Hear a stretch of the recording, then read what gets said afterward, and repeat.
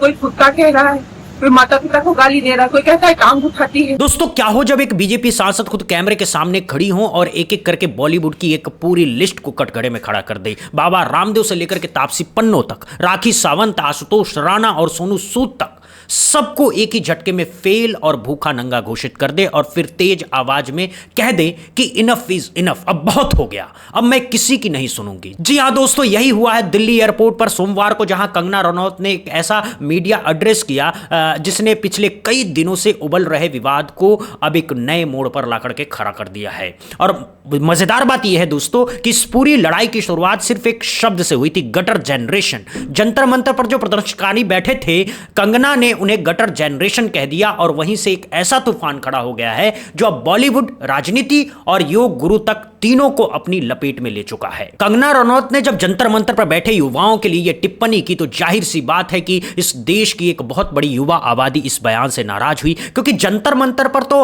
हर तरह के लोग बैठते हैं। कोई नौकरी मांग रहा होता है, कोई परीक्षा में हुई गड़बड़ी के खिलाफ आवाज उठा रहा होता है, कोई किसान होता है, कोई पहलवान होता है। अब इनको सामूहिक रूप से गटर कह देना यह एक ऐसी बात है जो एक जिम्मेदार सांसद से एक्सपेक्ट नहीं की जा सकती है। लेकिन कंगना जी को शायद ये याद नहीं रहता कि वो अब सिर्फ एक फिल्म एक्ट्रेस नहीं है, वो मंडी की सांसद भी हैं।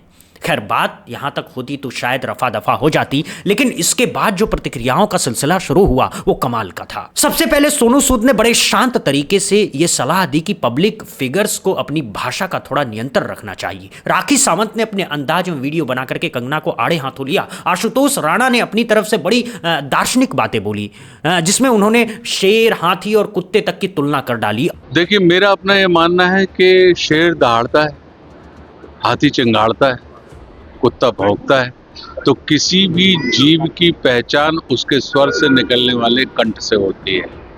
इसलिए भाषा का बड़ा महत्व होता है। भाषा के मामले में हमारे यहाँ पे ये अक्सर कहा जाता है कि बातन हाथी पात है और बातन हाथी लात। आप बातों से ही हाथी की सवारी का आपको सम्मान मिलता है और बातों के कारण ही, आपके द्वारा भूले गए शब्दों के कारण ही आपको उसके पैर के नीचे डाले जाने वाला दंड मिलता है। हमारे शब्द ही हमारे सम्मान के प्रतीक होते हैं और हमारे शब्द ही हमारे अपमान के कारक होते हैं। और तापसी पन्नू ने कंगना की परवरिश यानी कि अपब्रिंगिंग पर सवाल उठा दिए, ये कहते हुए कि किसी की बोली उसके संस्कार बताती है। और फिर आए बाबा रामदेव, जिन्होंने कंगना की क्वालिफिकेशन पर, उनके बचपन पर, उनके पुराने कारनामों पर सवाल उठा दिए। बस यहीं से मामला और भड़क गया, क्योंकि कंगना ने बाबा रामदेव को जो जवाब दिया वो बहुत ही तीखा था। और अब कंगना कह रही हैं कि उन्होंने महिलाओं को लेकर जो बयान दिए हैं वो अब हर सीमा पार कर गए हैं। अब आते हैं सोमवार को दिल्ली एयरपोर्ट पर हुए उस पूरे एड्रेस पर, जो असल में इस पूरी कहानी का क्लाइमेक्स बन गया है। कंगना ने एक एक करके सबका नाम लिया, सबकी पोस्ट पर टिक टिक कर तीर चलाए और कहा कि जो लोग उनकी बराबरी का 1% भी सक्सेस नहीं कमा पाए, वो लोग उन्हें ज्ञान देने की कोशिश ना करें। बात यहीं खत्म नहीं हुई। कंगना ने इन सभी लोगों को सामूहिक रूप से फेल, भूखा नंगा और अनवांटेड जैसे शब्द से नवाजा।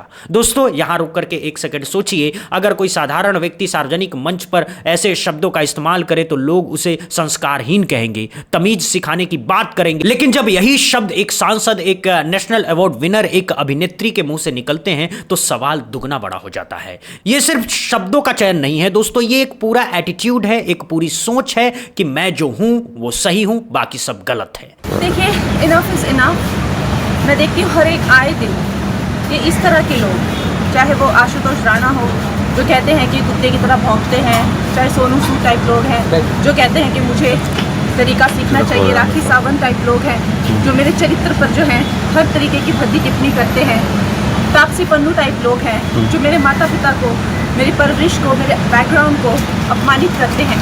ये लोगों के लिए मेरा सिर्फ एक मैसेज है कि अगर आप लोग मेरे समान 1% भी लाइफ में सक्सेस नहीं कमा पाए हो तो मैं आपका कोई भी ज्ञान नहीं सुनूंगी। सब फेल और बिल्कुल अनवांटेड लोग जो हैं, मुझे जब देखो 4 गालियां देते रहते हैं मीडिया में आने के लिए, पहले आप कंगना रनौत बनो तो सही, आप बन के दिखाओ ना। लेकिन आप लोगों की मैं बिल्कुल कोई भी सलाह मशवरा नहीं सुनूंगी। कोई कुत्ता कह रहा है, कोई माता पिता को गाली दे रहा है, कोई कहता है टांग उठाती है, मैं ये भद्दी टिप्पणियाँ नहीं सुनूंगी। ये भूखे नंगे लोग मुझ पे लैच ऑन नहीं हो सकते हैं। Enough is enough. पेरेंट्स को नहीं छोड़ रहे हैं। कोई आशुतोष राणा जैसे कह रहे हैं कि कुत्ते की तरह भौंकती है।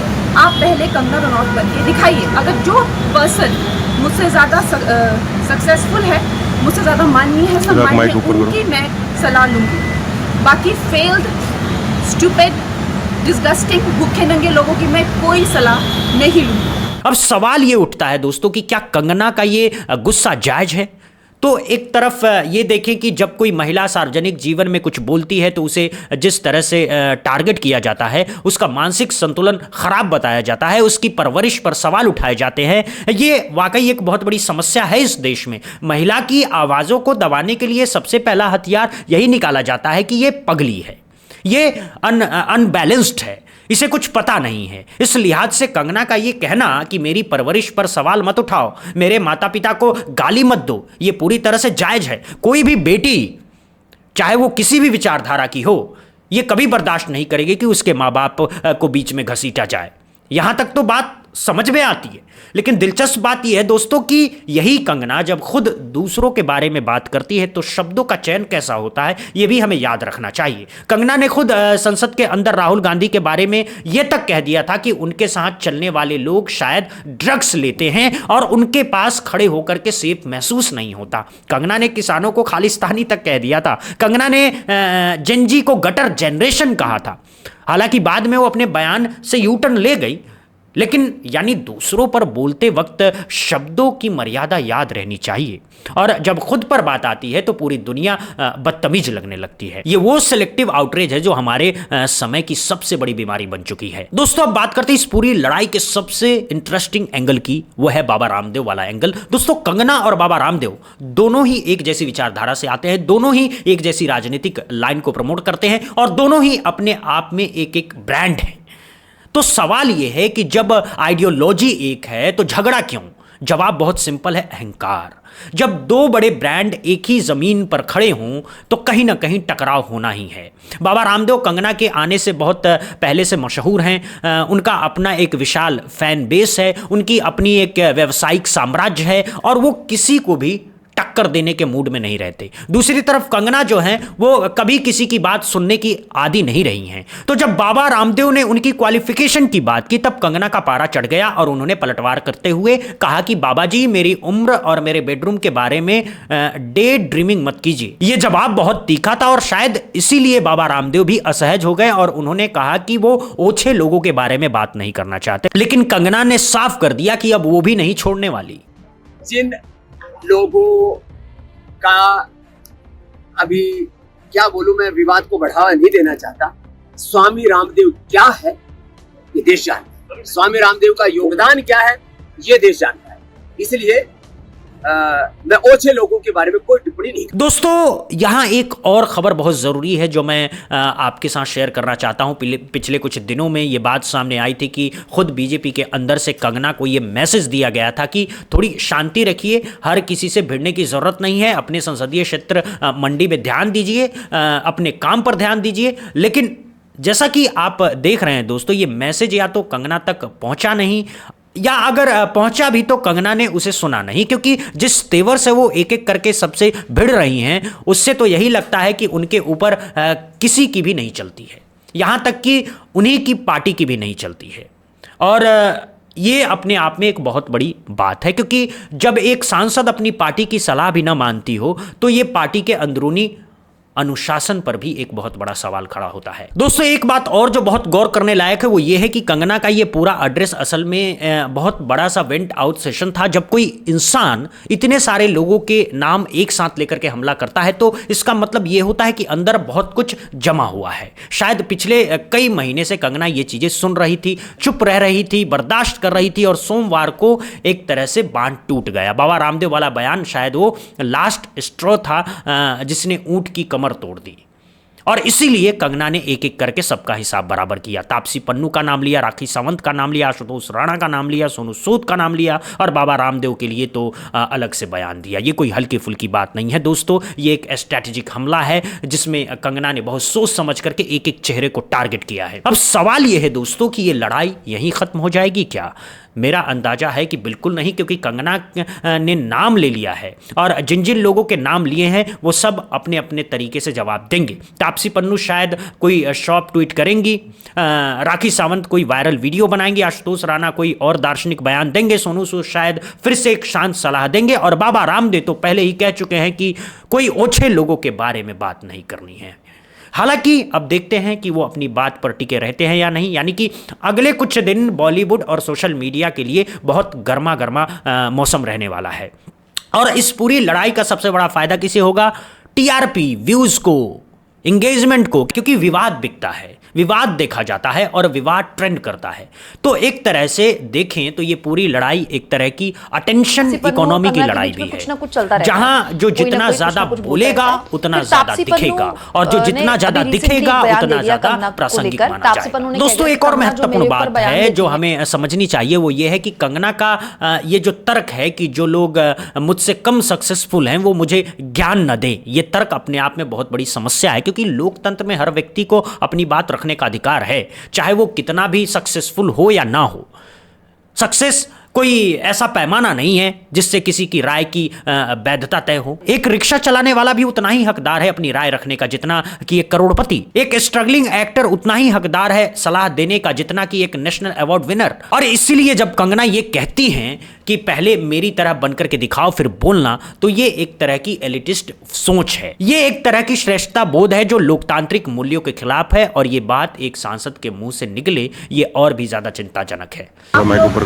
मेरे समान 1% भी लाइफ में सक्सेस नहीं कमा पाए हो तो मैं आपका कोई भी ज्ञान नहीं सुनूंगी। लेकिन इसके साथ ही एक बात और है दोस्तों, जो पैट्रियार्की यानी कि प्रतिसत्ता के कोण से देखी जानी चाहिए। जब कंगना जैसी महिला बोलती हैं तो उसे टारगेट करने का जो तरीका है वो अक्सर बहुत घटिया होता है।